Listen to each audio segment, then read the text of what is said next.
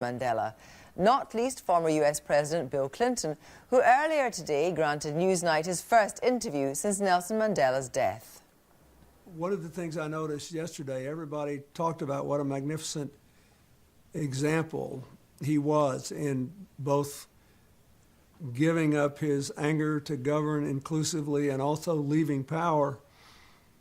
But he was actually a very good president. He was a faithful representative of all of his people and of his nation and their national interests. And I thought it was amazing, given how long he'd been in prison, how quickly he got up to speed. He made a good decision to keep the people in the government around him, keep them serving while he brought in some of his own people. And he really did a good job as president. And I loved dealing with him. And it was all business.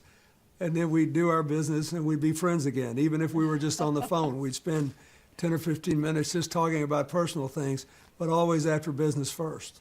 Do you think you learned a lot from him? Oh, a lot. He was uncommonly kind to me. The closer we got personally, although, as I said, we continued to have arguments. On a couple of occasions, we had very sharp arguments. About what? And he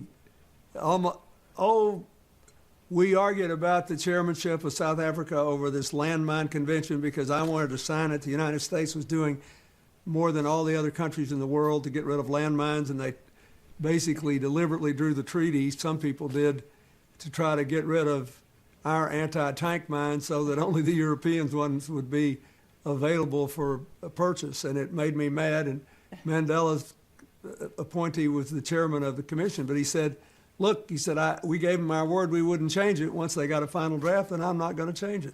And I also used to rib him about Cuba. But one of the things I really admired about him is he was fanatically loyal after he became president to the countries that had supported him and the ANC while he was in prison. And I remember one night we were over there probably about 7 years ago, around his birthday, and we went to an auction and for his foundation. I took my whole American delegation there, and we participated and raised a lot of money for his foundation. And they had a little auction, and one of the things they were auctioning was a very valuable bottle of rum that Fidel Castro had given him. And Cyril Ramaphosa and some other people were there, and they said, now, President Clinton, you should buy this. In honor of Mandela, you should buy this. So I purchased it at auction, and then I had to give it away before I came back to the United States because I didn't want to violate the embargo. When you think of his many achievements, people talk about his great capacity for forgiveness. Do you think that's what turned him into such an effective force in truth and reconciliation? Absolutely. I asked him once, I said, you know, how did you do this? I said, you had to hate those people. Look what they did to you. He said, I was young and strong when I went into prison, and for 11 years I lived on my hatred. Then one day I was breaking rocks, and I thought of all they had done to me and all they had taken from me. They had abused me physically and emotionally. They had taken away from me the right to see my children grow up. It eventually destroyed my marriage. I realized they could take everything except my mind and my heart. He said, those things I decided not to give away. And he looked at me because I was in the middle of all that fight I had with Congress, and he smiled and he said, neither should you. And he was always just saying stuff like that, just bending over backwards, trying to be a true friend. Did he talk to you about that sadness, though, that must have accompanied him through his life, about the sacrifice that he and his family had made, and he lost his personal life, and he lost a close relationship with many of his family members? That must have troubled him deeply. It did bother him, but he had an iron will, and he realized that his will first needed to be applied to the mind and heart he had saved, and he really disciplined himself to get over both anger and regret in a hurry. You could see it if you knew him well.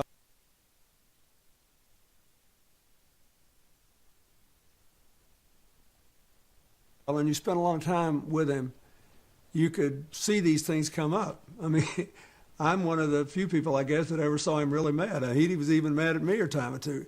And he'd just get over it. You could just see his mind kick in. And his iron will, he knew he had to live in the present and think of the future. And it was liberating, just like the forgiveness was liberating. He realized that without forgiveness, he would never be free. And he could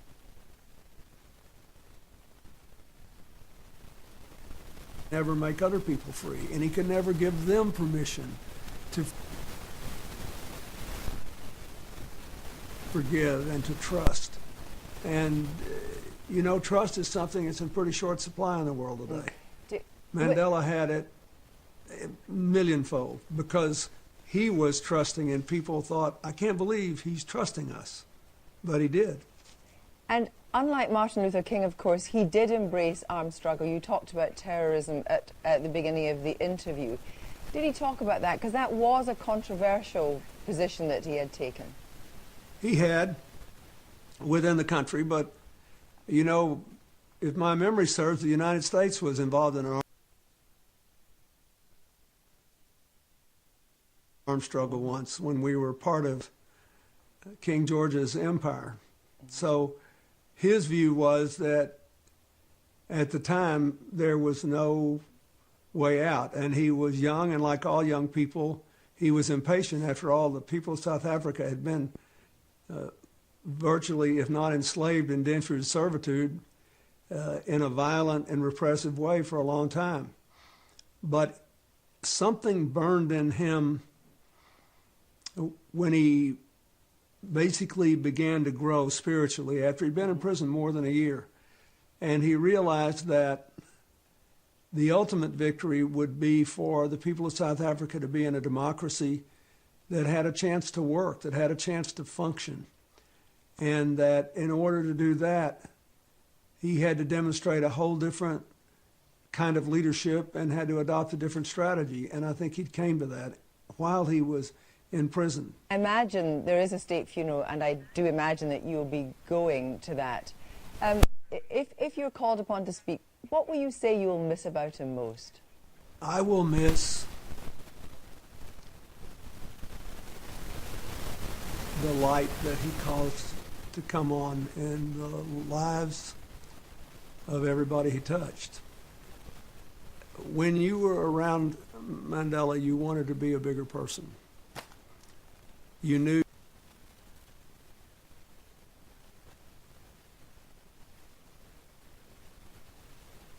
you could be better than you were. You knew that you had to concentrate on the big things and let little things go, and you had to overcome your own resentments. And I watched him do it, almost as if I were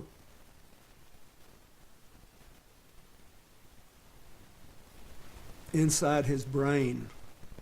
For all those years we became friends, both when he was president and later when we worked on AIDS together for years and years. I will miss that. When he smiled at you, if you looked in his eyes, you knew he was not just smiling, he was looking in your soul, searching around for what was really going on, and figuring it out, and he knew just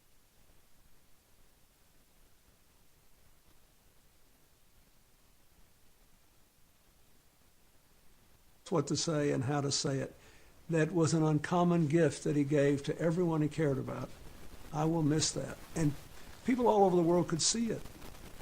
They could see it in the way he carried himself, in the way he spoke. And it wasn't that he stopped being a citizen, that he stopped having convictions on the issues, that he stopped having disagreements even with his friends.